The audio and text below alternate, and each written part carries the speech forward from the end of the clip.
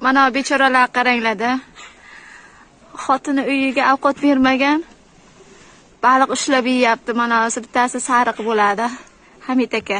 Mana paket ko'tarib yurgani Ahmad degani. Do'koni bor bechorani. Shu ham foydaga qolsin deydi-da o'zicha. Baliq sotay, baliq kilosi 200 ming, 180 ming bu yotibdi deydi. Shu ham do'konimga foyda qolsin deydi. Mana o'tirgan kepkalik u baliq ushlay, zaksga bo'ladi deydi. Ertalabdan aroq ichmasa bo'lmaydi. Boshi og'riydi.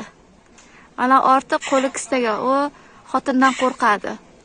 Faqat bu baliq biron kishi baliq ushlasa yaxshi ko'radi, lekin baliqni yomon ko'raman dedi yondagi o'g'ilchasi. Bular turishini qaranglar.